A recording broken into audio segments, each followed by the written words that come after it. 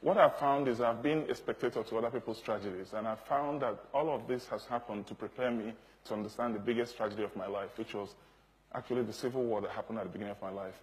And what I want to say today is that really it's not the duty of people who are not involved to deny the pain of people who are involved.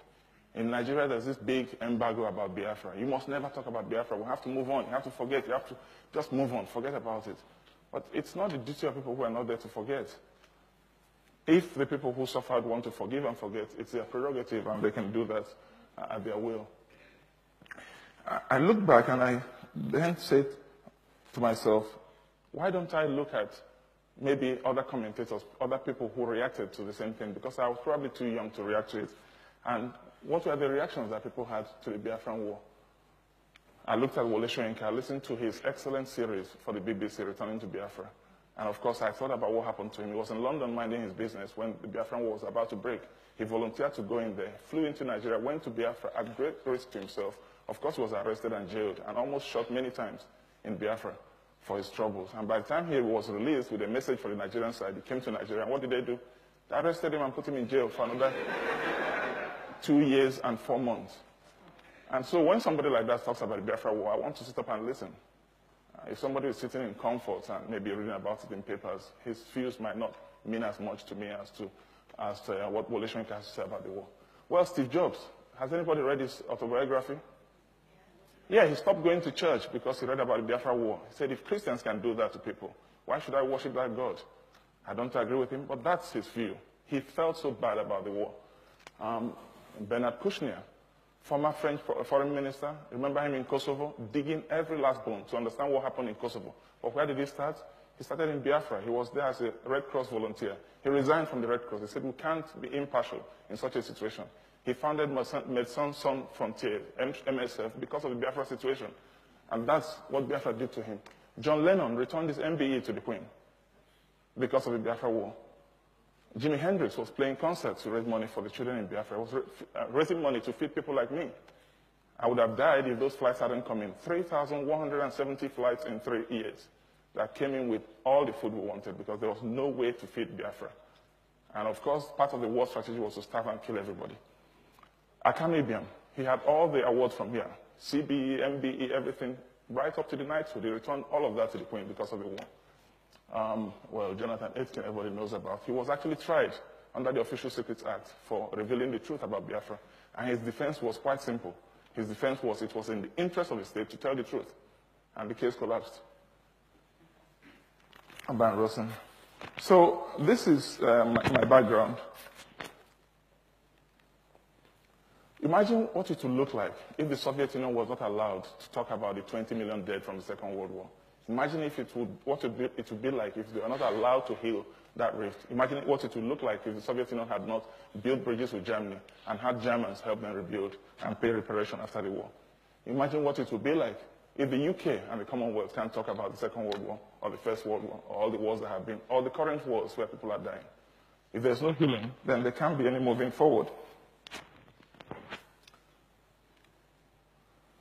Nigerians are very, very bad at keeping records. Most people don't know when they were born, and most people do not have records of when they actually died.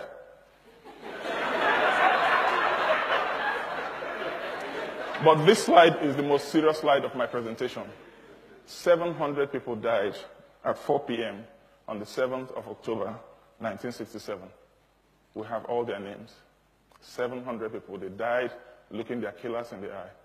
And they had thousands of witnesses, because what had happened was the Nigerian army said they were coming into Asaba, and Asaba prepared to welcome them. And the welcoming speech was written by Obueshi Michael, Obueshi,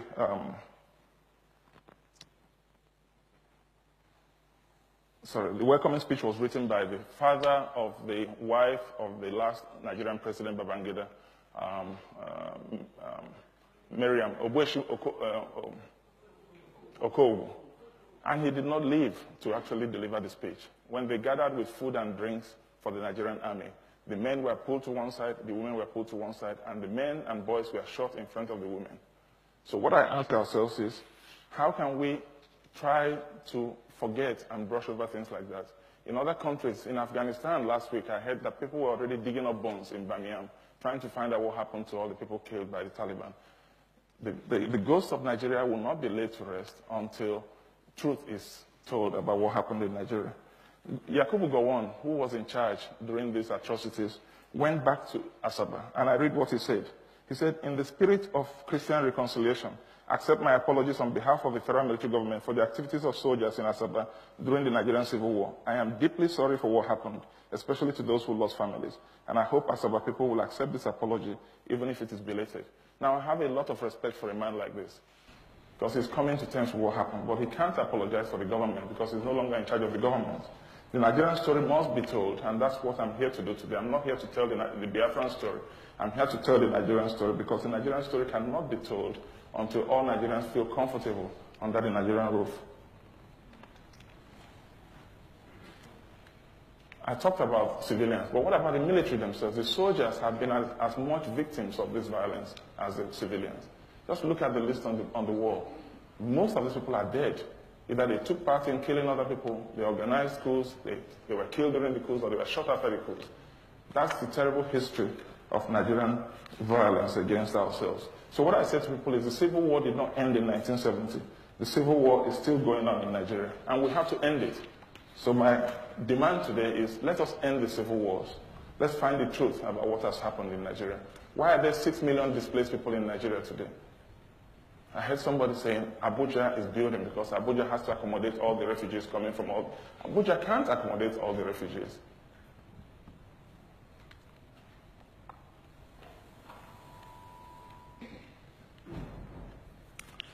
So what I say is, after finding out the truth about what has happened, we have to ask for forgiveness. There has to be some true remorse. The people who were wronged have to be encouraged to find it in their hearts to forgive those who have wronged them. We have to find ways of building bridges. We have to find ways of rebuilding trust. Because only when we can look at the future, look to the future with trust and with confidence, that we can really, really have any chance of being able to build a proper country.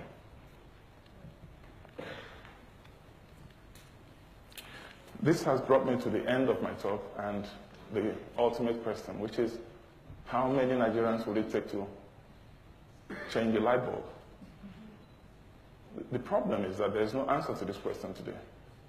Until there's trust, we'll have to set up a committee of